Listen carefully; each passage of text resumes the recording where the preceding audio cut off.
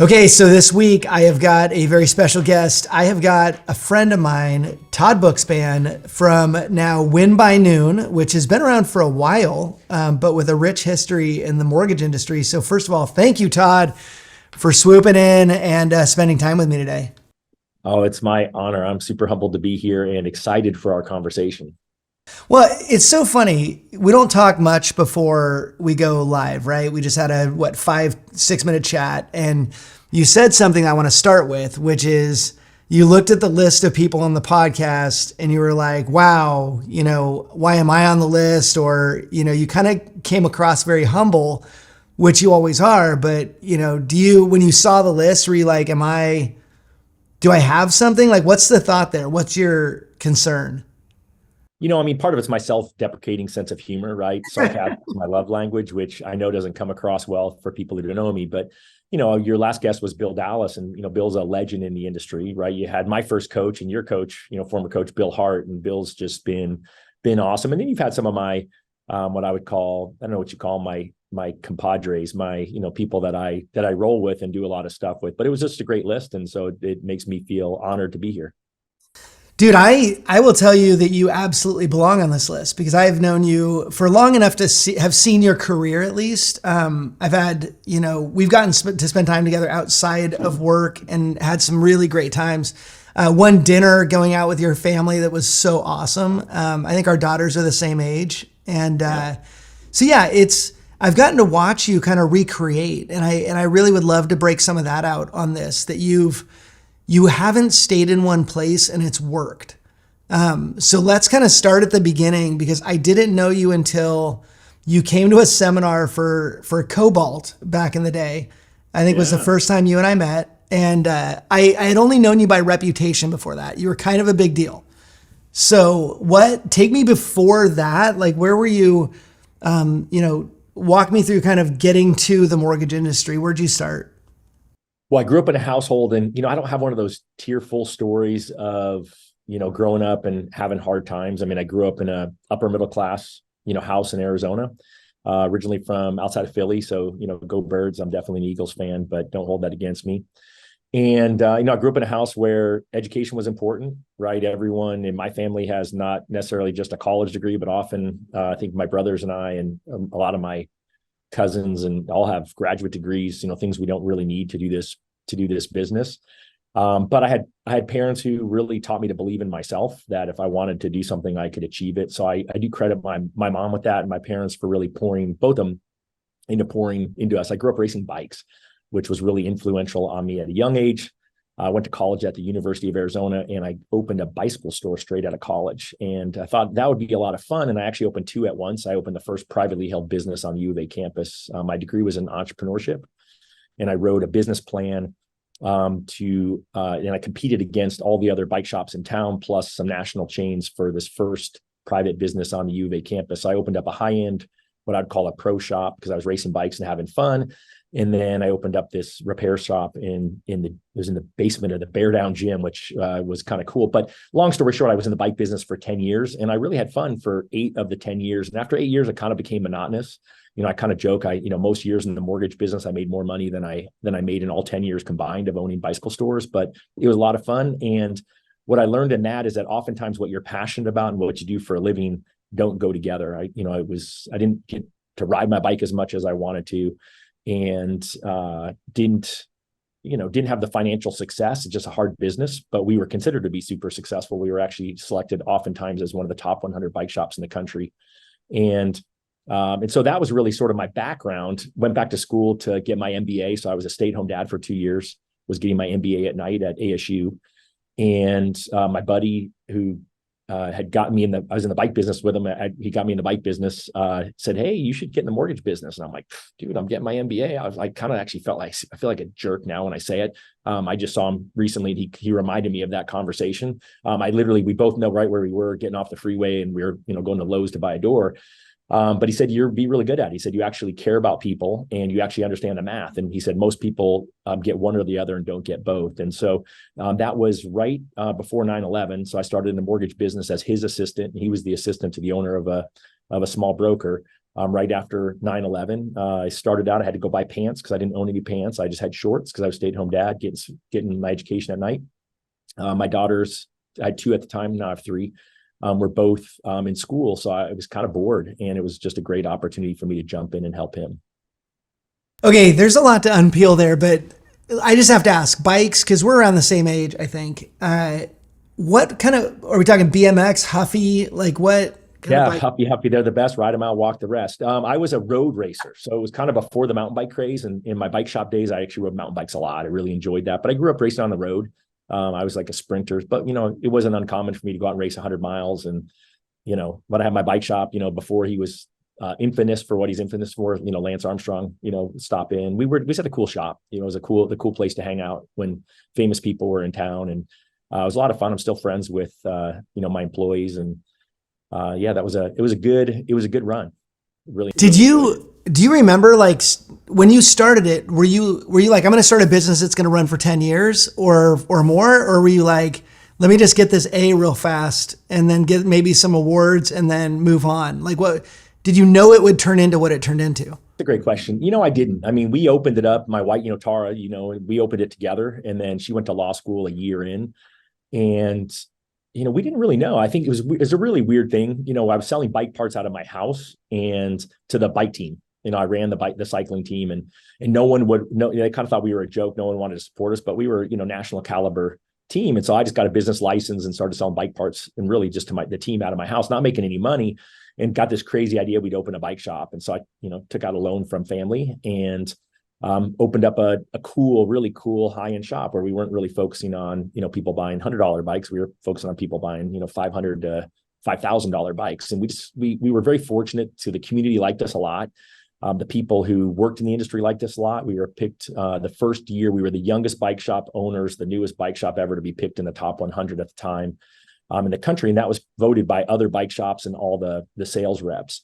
And I think it's because we came into it with a different attitude. We were just going to have fun doing it. And, if there's something cool, we bought it, and we bought it to sell it. And it was just it was a cool time, but I never thought about the time frame. I think I was too young and dumb. I just thought I was going to get into this and have fun. I didn't even know there was awards, so that didn't really matter to me. It was just something that I was really had fun doing, and there was a cool community, and they welcomed me to the community. And it was interesting because people got into the business because they liked bikes, but they weren't necessarily business people. And so I learned, I had a lot of hard knocks. I didn't know business, even though I had a degree, it doesn't really prepare you to run a business.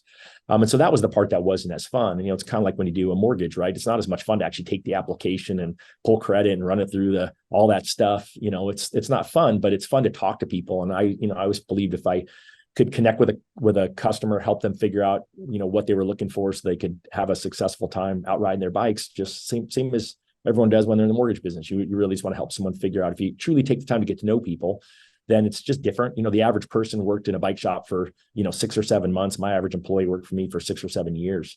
And, I was just really fortunate. We had a kind of a cool spot in the community, and, it's just always fun when I bump into somebody from, the old bike days. You started it with Tara, but it sounds like there was another owner as well. It was just she and I that owned it. And then I always had just team members in there. And then I ended up taking on a partner for the store on campus, just because it made sense. Mm-hmm. But, we had, I don't know, 8 or 10 employees, at any given time. And I think if you counted both shops, it was probably more like 15 to 20 because they were all part-time over at the university. But yeah, it was a good run. Wow. So you get in, you're jumping off to go to Lowe's to buy a door. You have this conversation. It leads you into being an assistant in the mortgage industry. How long were you from that point until where we met? Was it you're an assistant? You kind of grew from there? Met a decade later, right? And so there's a few key things that happened that really changed my life, right? One of the things I loved about your interview with Bill Hart is you said not only did Bill coach me in business, but he coached me to be a better human, a better parent. And so for me, there was a couple of unique things that happened. Number one was the first day of the business. They're like, don't come to the office. We're going to go to a mortgage originator magazine seminar. And what's his name? Klein is his last name. I'll remember in a minute. But he got up and presented on Mortgage Coach. And I bought Mortgage Coach, and my wife was like, "You did what? You bought something?" And I convinced the company they should buy one too. I thought it was a really cool software. And so first day in the business, I buy Mortgage Coach, and you know what's happening after 9/11, rates are coming down. Yep. And the company I work for believed in annual mortgage reviews. So the owner would say to me, here's my list of my clients, and you call them and see if we can refinance them. And so I went home. My kid was asleep, and they were off of school, and I did annual mortgage reviews with Mortgage Coach for his clients. And after 30 days, they're like, "Dude, you got this. Like, go off on your own." And so I was getting my MBA at night, and I, refinanced half of my class and about a quarter of my professors during that time. And so that was kind of unique thing. Number one is I started off my career using Mortgage Coach, which was a game changer for me, and it differentiated me. I know when I was in the business for a day, and I'm helping clients, millionaire clients, old clients, young clients, all through a mortgage strategy conversation, not really knowing that's what I was doing. Mm-hmm. What was the other?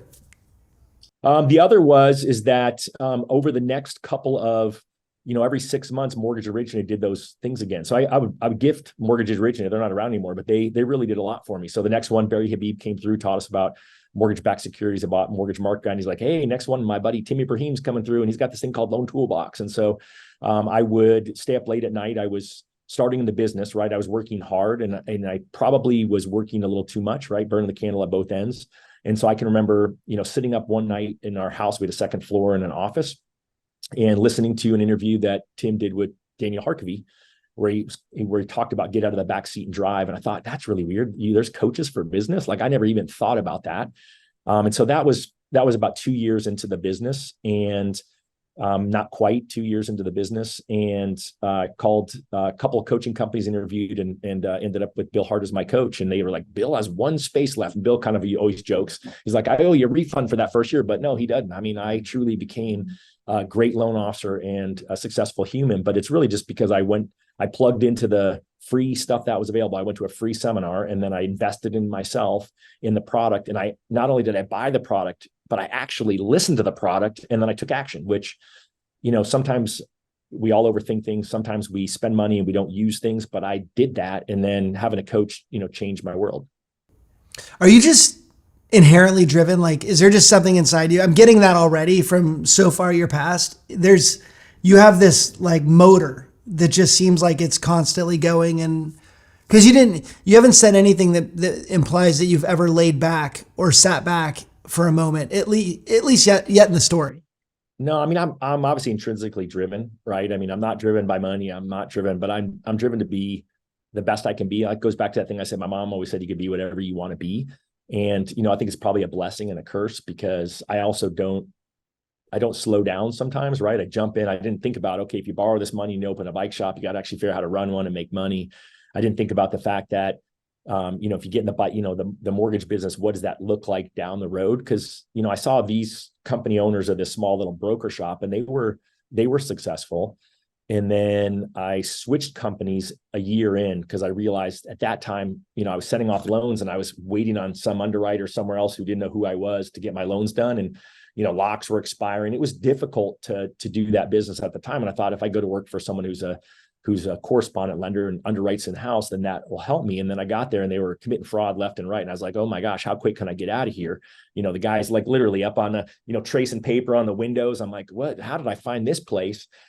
Those guys the owners may have done some time with ankle bracelets, I believe, after the crisis, but I was there for, a short stint, but it's, going back to your question, is I'm a little more, now that I've got gray hair, I slow down on most decisions. I'm a little more risk averse now, because I feel like I've learned from the mistakes. I ask myself better questions, right? So, I was really fortunate, building champions, right? I'd Bill for 4 years, and then I was part of the Master's Coach program, alongside of you. And then I was a coach of the Master's Coach program. And, those guys really helped change my life. But then there's so many other people we know in the industry who are just giving and have given a ton, and I've become really good friends. But you don't always think about it, right? I mean, you met me 10 years into my career, right? And I was quote unquote a big producer. I was probably top 100 at that time, but I got into coaching after having a year where I was number 23 in the country on units, 551 loans, And I just walked away to coach, right? Because a lot of coaching companies, you can work at a company, but Building Champions didn't allow it. I had to say, okay, Tara, you run the business with Matt Baker, our business partner, and step away and do that. And, again, another decision I didn't necessarily think through, but it's worked out okay for me. Well, and I don't want to skip over the Bookspan Baker team because we're going to get into coaching and Win by Noon, but you guys, I'm fascinated by pairs that figure it out, right? A team where two leaders can, split duty, can like figure out what are you great at, what am I great at. You guys ran a great team, and I mean, you'd branded it really well. What with the two of you, was it that you did you like go your separate ways and do different things? Were you always together? Were you always on the same page? You're both great leaders, but how did that work with you and Matt? It's a great question. So you met me, you said Cobalt Mortgage. So Cobalt was a great piece for us. So during the financial crisis, like a lot of people, I went flat broke, like, kind of negative, almost $1 million in net worth, and, living paycheck to paycheck. So I feel like I missed an opportunity being as smart as I thought I was to be smarter financially. And so I feel for all the people who aren't financially sound in this go round. So, number one, you and I were talking before we got on here, I just got back from, seeing you two in the Sphere on opening night with Dave Savage, and I've always prioritized experiences with my family, but being flat broke is something I never want to be again. And so I've made better financial choices, and I've really coached around that the last few years, saying, hey guys, money's falling out of the sky. Let's make sure that we got some saved away for a rainy day. But when we got to Cobalt Mortgage, at that point, my wife was an attorney and she stopped practicing law because I was like, oh, I'm making so much money in the loan business. You might as well be a stay-at-home mom. And so I wanted to give back to her what I had for myself. I mean, the 2 years I had being a stay-at-home dad were just it was just amazing. I mean, the relationship I have with my daughters, right? My oldest daughter's getting married this weekend. I just can't wait. And I feel like I was so blessed to have that experience. And then, financial crisis, finally Tara's like, I think I better go get a job. And I said, hey, help me for 90 days. And my wife is not a very boastful person, but she's super smart. She's like, sure, I'll help you for 90 days, close those $50,000 mortgages. And so ultimately she came to work, and, here we are, call it 14 years later. And, she's the one who's the backbone and runs the team today. And it was kind of an interesting experience because we realized our company was broken, and we went out to find a company to go to. And long story short, all the CEOs, I'm like, hey, I'm a big deal. I'm a mortgage guy. And they're all like, they all zeroed in on my wife and her intelligence. And ultimately, everyone offered her the job to run a branch with me to be her employee, which is never great. We've been married 33 years, thankfully, even though we worked together for quite a bit of that. But ultimately, I realized real quick, we had signed on to grow branch is plural. And I couldn't be a great loan officer and a great leader recruiter at the same time. And so I actively started looking after a trip that we took on vacation where a loan officer was nice enough. Literally, I handed her my BlackBerry and she put 13 deals into escrow while I was gone. But I actively at that point sought out, okay, who is this? And, Matt was someone I had recruited.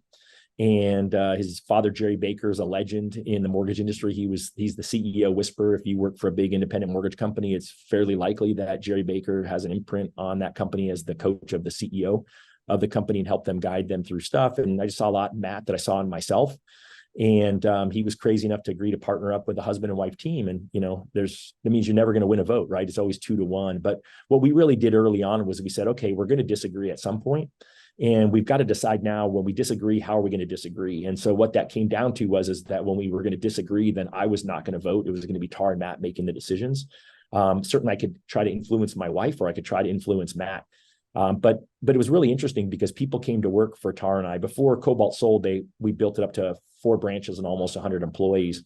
And we recruited a lot of top talent, especially teams. And most of the time they came over either to learn how to grow and scale a team from me, or something was broken and they needed it fixed. And they saw that, my wife kind of sees through complex situations. And so they saw that she could potentially help them. But that was the challenge they all had. At some point, all the teams imploded because they all felt it was inequitable, and they just couldn't figure out how to agree, how to disagree down the road, because what's going to happen. So I think that's a long answer to your question, but I wanted to kind of back it up with, where it started and how we got there, because ultimately you really need to, if you're going to be a team member with someone, you have to be transparent in the conversations and be able to support each other. And so, Matt supported me through becoming a coach. Matt supported me through starting Win by Noon. And then Matt opened some gyms. I supported him through that. And, we're still dear friends and business partners to this day. But I think it's really important that you understand what each other's strengths are, and you understand what each other's weaknesses are, and then you build a plan and build a team around those, which is where we've been really fortunate, and we've had the success. We've closed over $1 billion worth of loans. It's crazy to say that. Well, and by the way, anybody who knows Tara knows that it wouldn't always necessarily be you and her against Matt. It could be her and Matt against you. She's an independent thing. 33 years of marriage. Absolutely. In fact, most of the time it probably was. It was probably them trying to figure out how to rein me in. Am I, making these decisions that we just talked about me making by the seat of my pants? Yeah. Think back. I mean, you just said a pretty significant thing, right? You lost $1 million in net worth. A lot of people right now in the mortgage industry are struggling with feelings of guilt, feelings of why didn't I see this coming, feelings of why did I spend so much when I spent so much, feeling of why am I not producing the same amount of loans I was producing. And you probably remember Bill Hart did that really great video during the boom where the Get Off My Lawn video, which was, yeah, you had your best year ever. So did everybody else, get back out there. It's hard for people to go from living on at the summit to now, like you said, it's paycheck to paycheck now.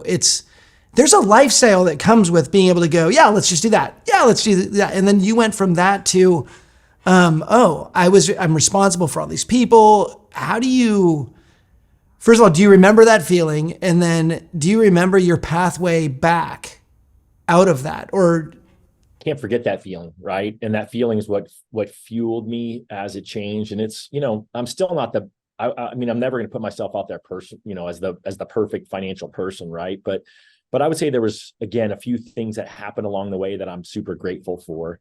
And I think that, my heart goes out to anyone who's listening to this, who's struggling financially, because those were hard days. And luckily for Tara and I, it brought us closer together, didn't tear us apart. We know that financial challenges are often, cause for, divorce. And we talked about money a fair amount during that time. It was typically like, hey, honey, this credit card, because I got paid once a month at the time. This credit card has $200. I don't get paid for 2 weeks. And that's what you need to use to buy groceries for the kids between now and then. So I remember that painfully, because it was a really hard financial time.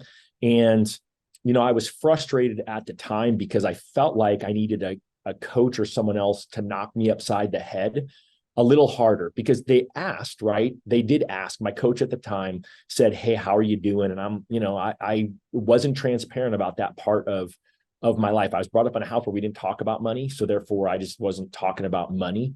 And I paid the price, from that perspective. We didn't live crazy above our means. Luckily, when I was thinking about buying a used BMW, my daughter's like, you should get a cool car like a friend of ours. And it happened to be the BMW I was looking at. I'm like, oh, honey, this car's paid for. And so luckily I didn't do that. I owned my cars, and it was just a Ford Expedition, which ironically is the car I just bought one this year. I own one today, that I drove to work this morning. But again, we spent our money on experiences, on vacations. And so the one thing I can say is during that time, the experiences changed, right? We did road trips instead of, going and staying in, fancy, big houses and, having people come in and cook for you. But I remember that feeling and how stressed out I was. And I think that's probably why, I've really intentionally not done one-on-one coaching, because I think there's so many great coaches out there who are more passionate about it than I am. But I've done this group coaching over the last, 4 or 5 years, a couple times a year, 90 days at a time, really for the people struggling to consistently do 5 loans a month. And I've been telling them for the last couple of years, guys, you have to get your financial house in order. It's not going to keep going. And that's when I started being transparent and telling that story about being, flat broke. And I just don't want, it crushes me every time I talk to somebody who is getting out of the business. I talk to more realtors because they're the ones who have been more upfront with me. But when I talk to realtors out driving Instacart, I'm like, hey man, I'm proud of you, right? You could have done something different, but you're out there at least doing something. Had to coach them on making client calls while I was in Instacart, because like, well, I don't want them to know I'm out shopping on for groceries for someone else. I'm like, hey, you know what? My Wednesday's like your Saturday. I'm just out doing some grocery shopping. I said, you don't have to tell them you're grocery shopping for somebody else. And they're like, oh, thank you, Todd. Like, you know, they're having the same struggles that we're having. So we can maybe talk about that in a minute. But I think it's oftentimes we experience that whole, you know, Groundhog Day. We make the same mistakes over and over again. And I realized that,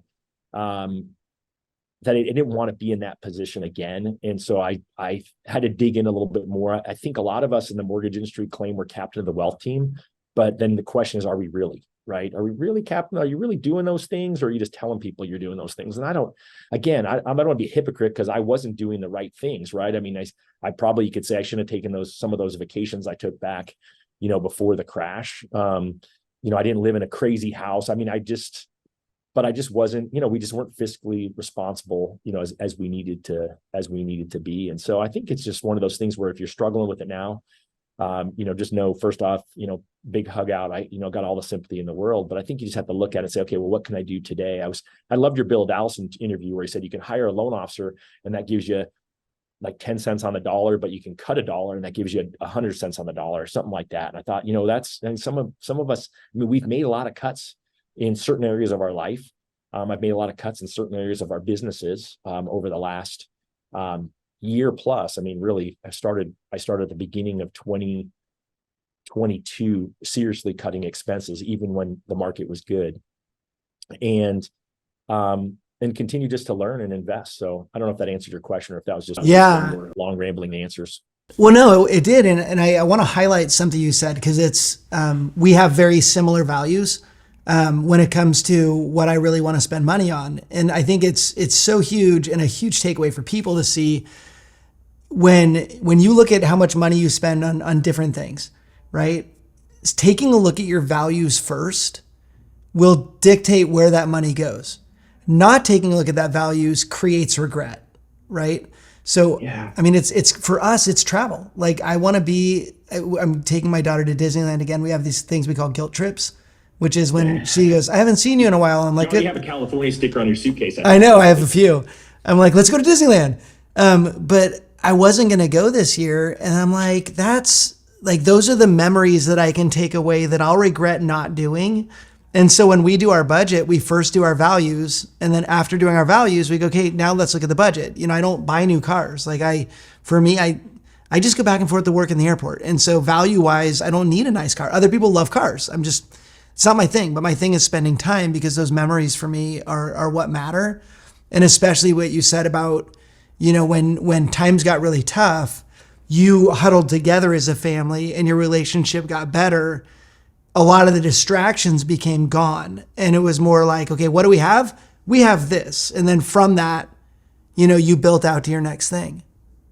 Yeah, it's, you know, taking a road trip and staying at friends' houses doesn't sound, you know, that flashy, but it's still one of the trips. We just talked about it when we were all together. You know, we took a 2-week trip to Europe. I mean, I got kids 21, 25, and 28, and I actually got all 3 of them for 2 weeks in Europe, and my future son-in-law for a week of it. And I didn't think that was ever going to happen again. It still gives me chills. But, you know, the things that they talked about was remember when, and that trip came up. Primarily because my daughter Giselle watched the Barney movie like 100 times on a VCR that hung on the seat that we borrowed, because, you know, that's back when there was no DVDs yet. Maybe it was DVD, but I think it was VCR. And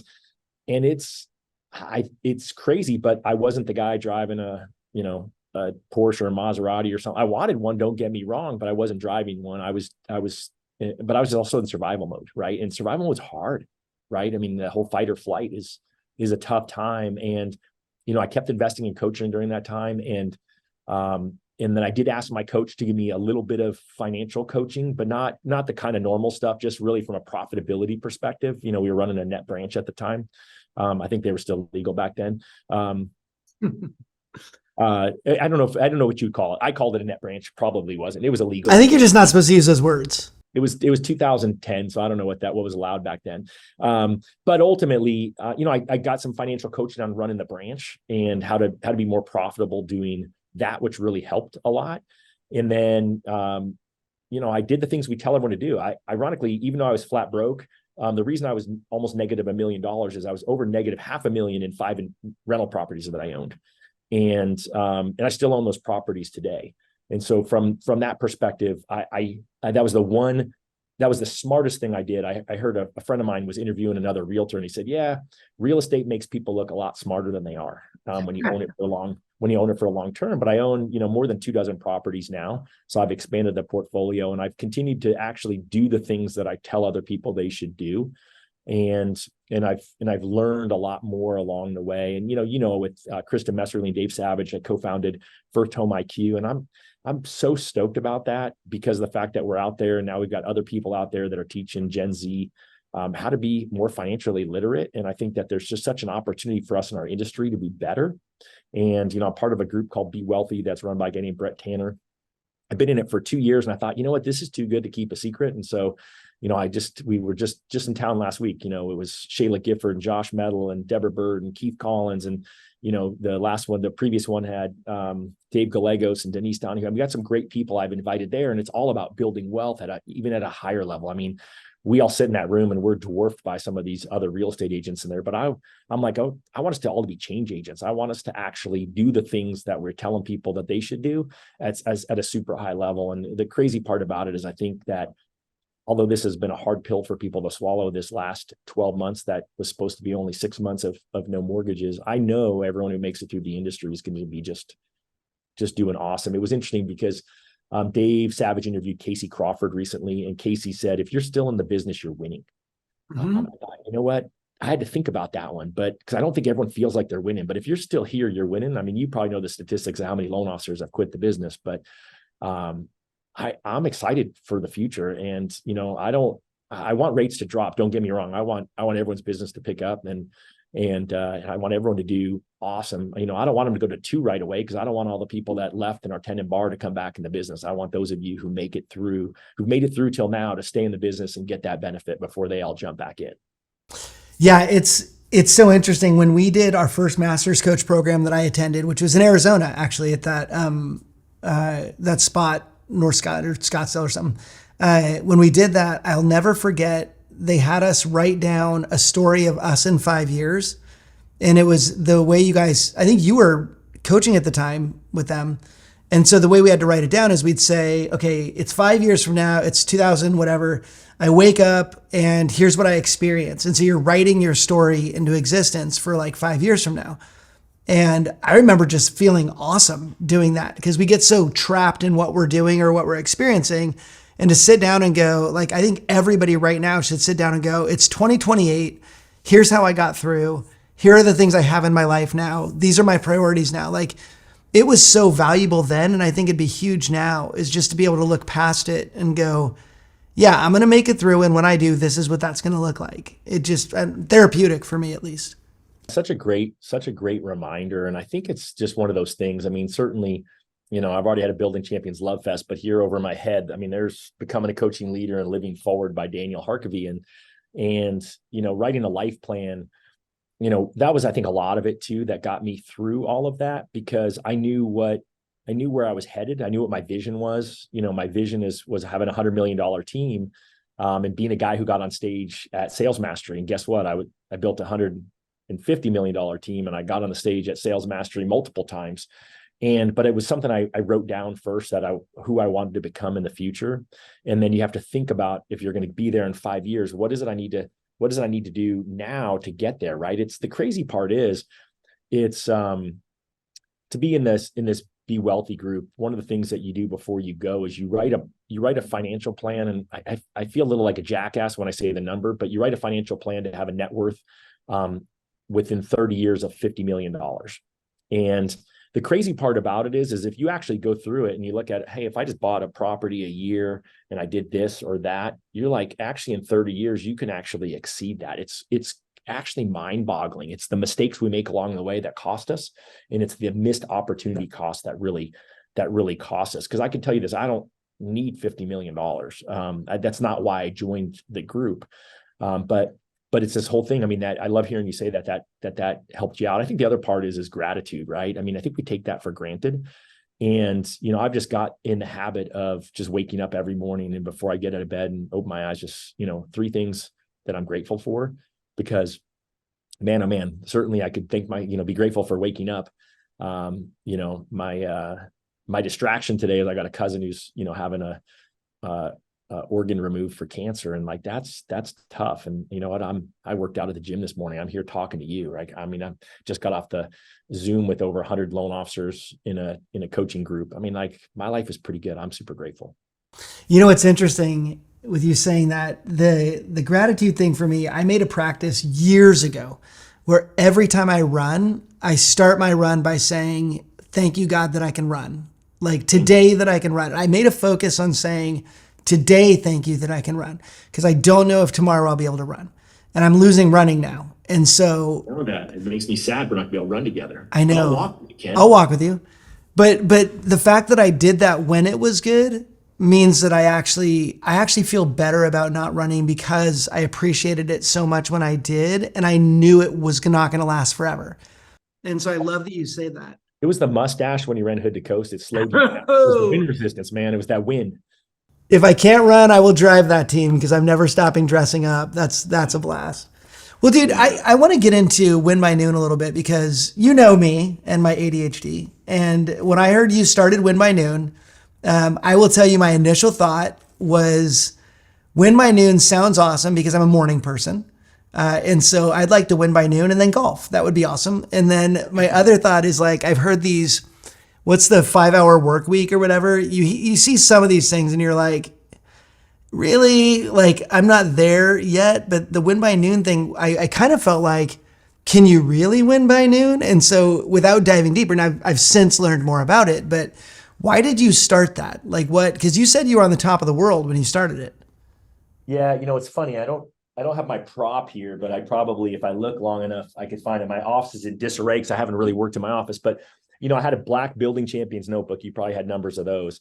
And long story short, I shrunk down some, let's call them trackers, for lack of anything worse, for a product I created with Building Champions. We had a group coaching program that was short-lived because they made a leadership pivot. And they gave me back my IP, but I actually still use that as a notebook. It had in there, I literally printed my calendar from Outlook, and I looked at it every day and was super intentional around my time. And then I looked at the commitments of what I needed to do every day from a activity perspective to get there. And I mentioned my vision of being a $100 million loan officer, but what I didn't mention was that I had 3 straight years of 400 to 440 loans. Now, don't get me wrong. That's a pretty good number of loans, right? 80 to $85 million. And people on the outside are, high-fiving me. I mean, that's when I met you, right? I was considered to be a pretty good loan officer.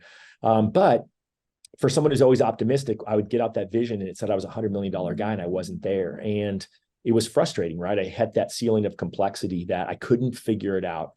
And I often remind myself I've got to slow down to speed up. In fact, that's the mode I've been in this last couple of months since I got back from my travels, and what I'm really in for this last couple of the last quarter of the year that we're in. And what I realized was, when I looked back, so I think where most people fail is they fail to review, right? It's great that you look ahead 5 years, but if you don't look back and see, okay, well, how did I get here? Like, what went wrong, right? So again, in my finances, I looked at what did I do wrong?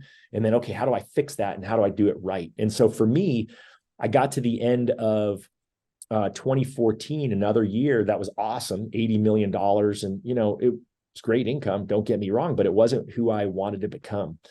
And so I said, okay, what would need to change other than rates dropping for me to do that? So I got laser focused because I was already tracking my activity. So I could literally look at it. I could say, okay, I need to make a certain number of phone calls, talk to a certain number of people to get a lead. Because most coaching programs are lead to application to close.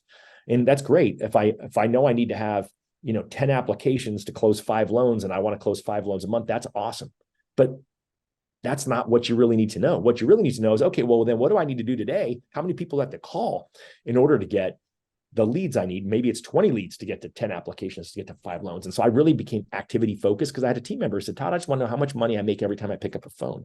And I'm like, I could put that on the list of things that we don't need to talk about who we talk to only. We can talk about who we actually call, like, what is that outbound activity? And then when I looked at my calendar for that year, because again, I had it in books, right? I mean, literally I could just look back and see, well, what I do every single day. There's my calendar.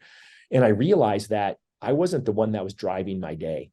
that other people were driving my day. So it goes back to that thing that Daniel Harkavy said. He called it get out of your backseat and drive. He talked about the fact that you get out of your house, you wake up, you have great intentions for the day, and you get in your car and your processor calls and is like, hey, we're having a problem with that closing. You get a pay stub and you need to figure this out. And then you're like, oh, that really sucked. And then you hang that up and you're like, oh, I'm going to be intentional about my day. And then your realtor calls and is like, hey, can you do this or, do something else? And all of a sudden these other people are in charge of your life. And when I looked at my schedule for the previous quarter, I was like, all I did was do things when other people wanted me to do them that weren't that important, that could have been done later. And I said, you know what? I'm a morning person. 80% of you are morning people, and the 20% of you are afternoon people. Still need to listen to this. Don't tune me out. Because what I realized was if I was just really intentional about those few activities we need to do every day as loan officers, if I actually blocked my calendar, so it said 8:30 to 11:30 was my calendar block. And I blocked that every day. And I dropped Giselle off at school at 8:29 because that's when she got dropped off. And I went and hid at either a burrito shop near school, or there's 2 coffee shops and 2 restaurants kitty corner from my office. So I went and hid for the first couple of months. But guess what? I did the things I was supposed to do before I actually reacted to everything else. And, I won't bore you with the details of what I did each day and all of that, because you can go to wherever. You can find it all over online. I mean, I talk about it a lot. But the bottom line with this is I no longer let other people run my schedule. I got a great script for that. It's I have a commitment at that time. And guess what, Ken? That commitment was to me, right? It wasn't like I was taught tell people, oh, I'm assisting a customer, but I felt disingenuous when I would say that. And I could have been doing something, but really I had a commitment to me. I had a commitment to the realtor who referred me the loan. I had a commitment to the client because guess what? I thought I was pretty dang good as a loan officer and I gave good advice. So I didn't want them to get sucked up in someone else's lead funnel. I had a commitment to my family to provide. And so all those things were really important to me. And so lo and behold, a year that was flat in Phoenix, Arizona, where I was doing loans, in a year where we didn't pick up some new super team, we didn't get a big builder account, rates didn't drop, rates were flat, housing didn't take off, housing was flat. I increased my business just under 45%, went from 80 million to just under 115 million, the 550 loans and 551 loans. And all I did was own my time. And the funny part is the first time I was ever, because I do things without thinking sometimes. Can you believe that, Ken?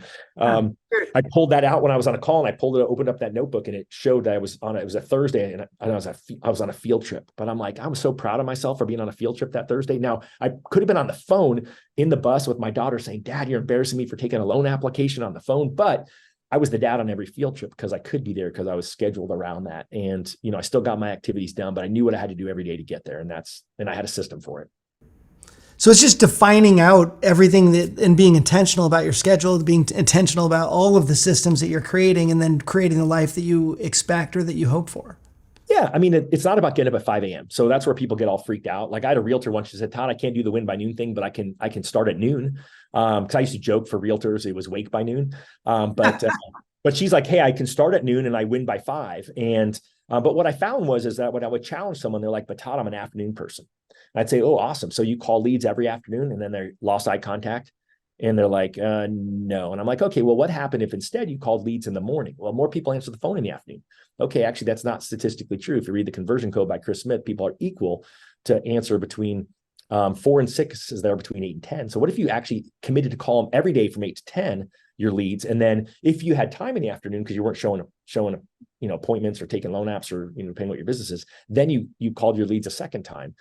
How would that be? How would that impact your business? And they're like, maybe I can do that. So really what it is that we all wake up with those great intentions, but we all get to the end of the day and realize we just didn't get stuff done. I mean, I've got a huge to-do list now. I've gotten one thing knocked off of it, but I've got time for those. These are all the reactive things that aren't scheduled on my calendar that I'm absolutely 100% going to knock out today. I love that you called out the self-deception, because it is so big when people are like, well, I like to do that this other time. You're like, oh, do you do that? No.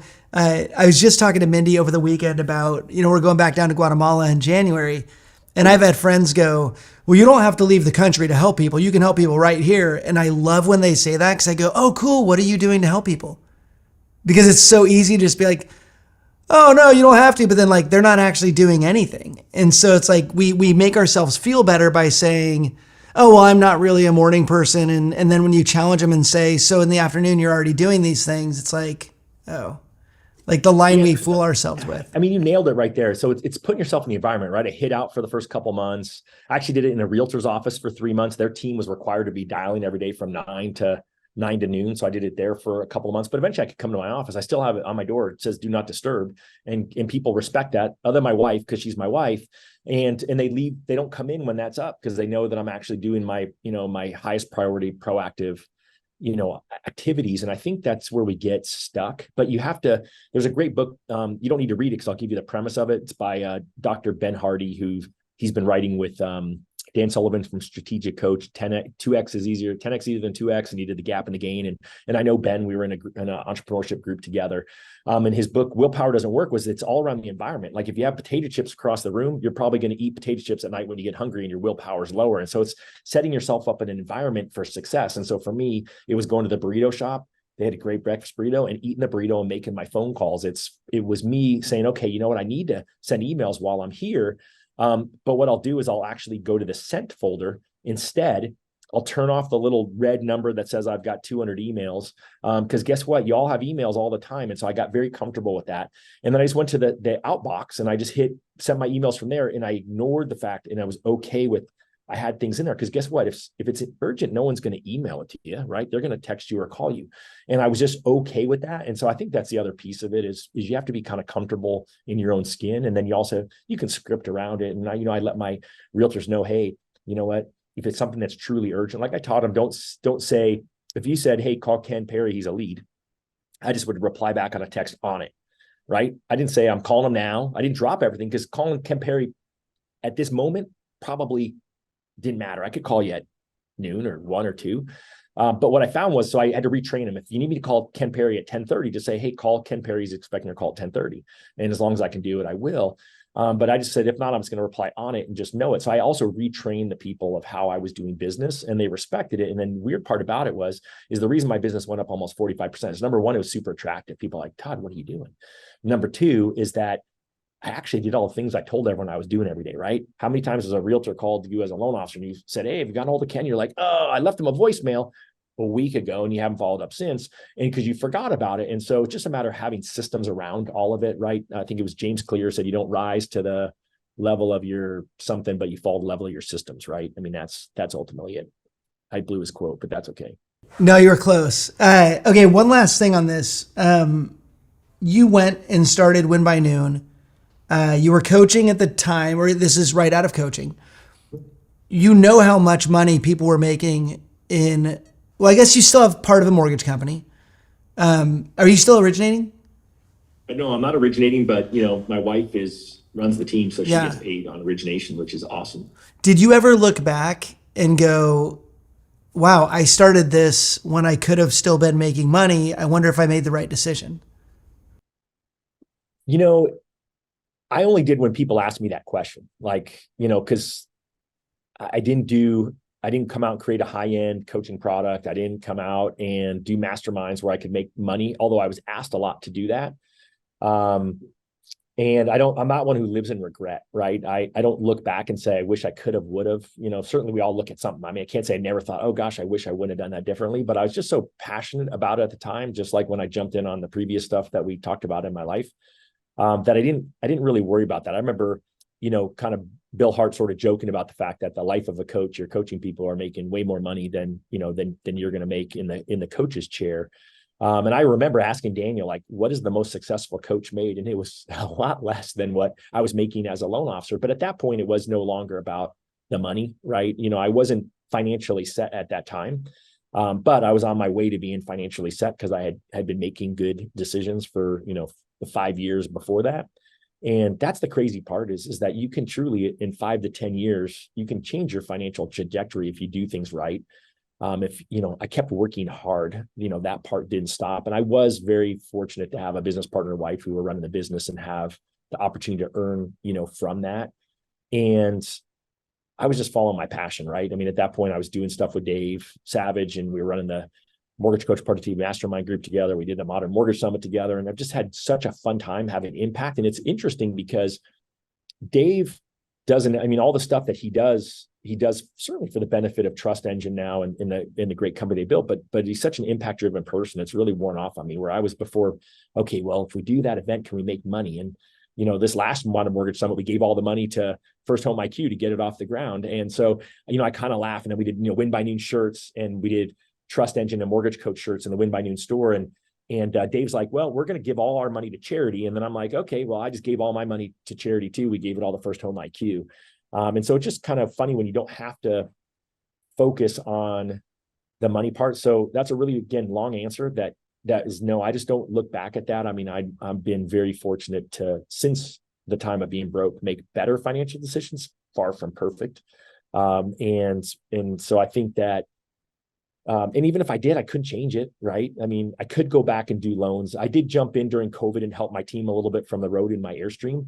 And I had to unwind myself from that. You know, it's kind of funny when you help with a couple of refinances, all of a sudden your realtor's like, oh, Todd, you did a refinance for those clients. Can you help this new client? But I've got a great, I call him a kid. He's, you know, a little older than my children, but not much, who runs all the chaos I created during COVID. And, you know, I laugh because even when I did the first Modern Mortgage Summit, Dave didn't even know I was helping my team at that time, but I'd done more loans year to date than most of the speakers we had on stage. So I still got it. That's all you need to know. That's awesome. Well, I don't imagine you know any other way except for driving towards success. So, dude, this has been a great sit down, man. Thank you so much for meeting with me. I think there's so much value here. And again, having spent a little time with your family, you've just done such a good job, dude. You've had your priorities right and had your values in the right place. And as a guy who struggles with being places on time and scheduling out time and saying no to things, I appreciate what you've done with Win by Noon, because it is so necessary and it's just not something that comes naturally for most of us. So I appreciate you, man. And I will see you in San Diego in a month or two. I can't wait. And all I would say is that you hit the nail on the head there, is we all struggle from that. I created a product that helped me with my, you know, borderline ADD, focus on my day. And so it doesn't have to be Win by Noon, but get some type of system. And, you know, if I can be of help to anyone, you know, let me know. Ken, I appreciate you so much. My guru of compliance and good friend. And yes, I remember our dinner fondly that we had at my daughter's favorite restaurant. Yeah, that was awesome. All right, dude. Well, dude, thank you so much. Have a great day, and we'll see you next month. All right. Appreciate y'all.